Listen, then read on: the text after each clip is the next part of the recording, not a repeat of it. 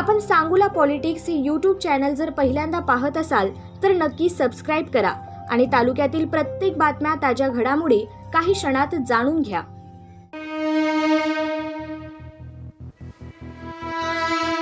सांगोल तालुका हा शेतकरी कामगार पक्षाचा आहे. बर भाई आबासाहेबांचा. बर बर हा मेळावा काय मोठाच असतो. शेतकरी असं अगोदर भरपूर मेळावा झाले. भरपूर जेवढे मेळावा झाले तेवढे मोठंच झाले. बर बर बर नगरपालिकेची युती बर ही मतदाराला आणि कार्यकर्त्याला मान्य नव्हती. बर अच्छा हा बर आता पुढं कसं राहील गणित? पंचायत समिती झेडपीला पंचायत समिती, जिल्हा परिषद हे शेतकरी कामगार पक्ष या ताब्यात असतो. आता टीका करणारा काम असते ते टीकाच करत असते. त्यांना विकास काय दिसतच नाही, नुसत्या टीका करणं एवढाच त्यांचा धंदा. बर पण विकास पण केलाय म्हणते ती 5,000 कोटी. किती विकास बाबासाहेबांनी विकास केला तर त्यांना टीका करणाऱ्यांनी विकास केलाच नाही म्हणते. पण 5,000 कोटी आणलेत म्हणते ते. आणले ते बर नाही विरोधकांनी आणलेत म्हणते. नाही, विरोधकांनी नाही. बाबासाहेबांनी आणले ते फक्त ते आपलं गोष्टी स्थानिक आमदारला निधी असतो का बाहेरल्याला निधी असतो. हा हा स्थानिक आमदारला निधी म्हणजे कोणी असो आमदार तालुक्याचा बर ते उठायचं. तुम्ही पण उठून म्हणताय की पत्रकार सुद्धा जर म्हणले आम्ही निधी आणलाय तर चालतंय. त्याला काय म्हणणारला काय? परिस्थिती तशी नाही. कुठलं काय स्थानिक आमदाराशिवाय काय असतं? अच्छा कोण पण उठतंय आम्ही निधी आणलाच म्हणायचं. बर त्याला काय नाही म्हणायचं काय? तुमचं काय नाव आहे? माझं केरप्पा महादेव पांढरे, कुठल्या गावचे? मी कोळ्याचा.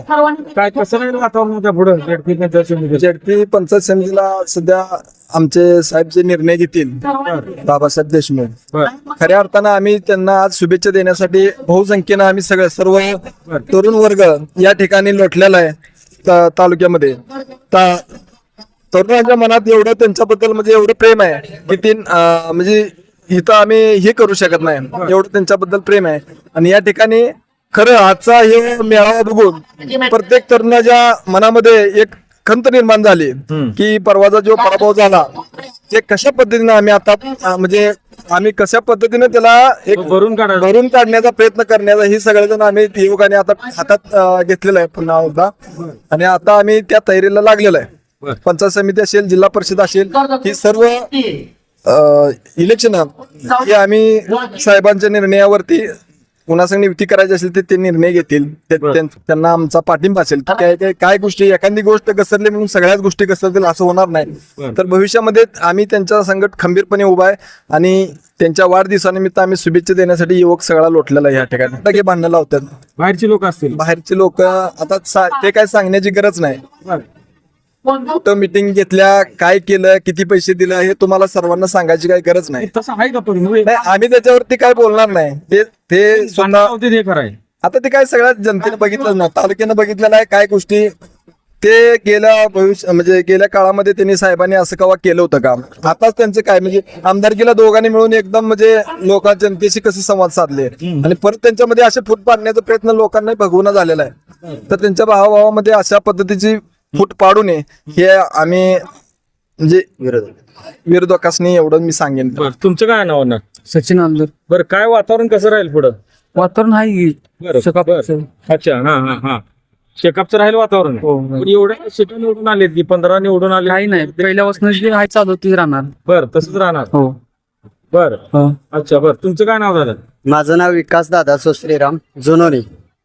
सांगोला तालुक्यातली सर्वसामान्य जनता ही स्वर्गीय आबासाहेबांच्या विचारावरती काम करणारी जनता आहे.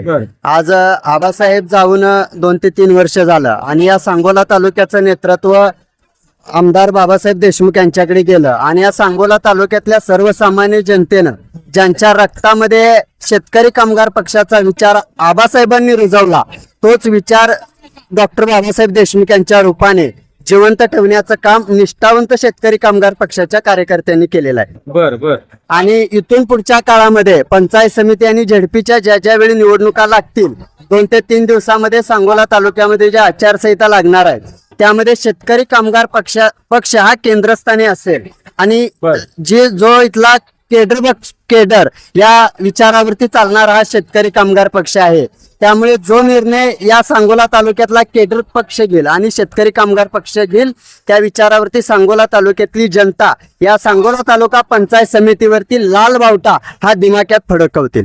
जिल्हा परिषदेला काय परिणाम जाणवले का नगर परिषद विजयाचा? कसं आहे, या शहरामध्ये वैयक्तिक आनंदाभाऊ मानेंचं काम आहे आणि सांगोला शहरातल्या निष्ठावंत कार्यकर्त्यांना जे आबासाहेबावरती प्रेम करतात, शेतकरी कामगार पक्षावरती जे प्रेम करतात, या लोकांना ही युती मान्य झालेली नाही. त्यामुळे शेतकरी कामगार पक्षाचे नेते जाग्यावरती यावे म्हणून हा जनतेने दिलेला कौल आहे.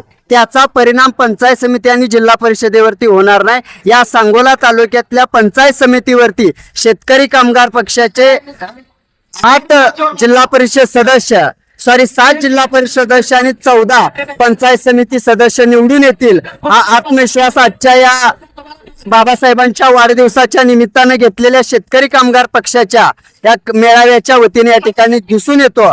आज मी एकच सांगू इच्छितो की शेतकरी कामगार पक्षाचा कार्यकर्ता हा निष्ठावंत कार्यकर्ता आहे आणि त्यांच्या रक्तामध्ये आबासाहेबांचे विचार आहेत आणि इथून पुढे हा निष्ठावंत कार्यकर्ता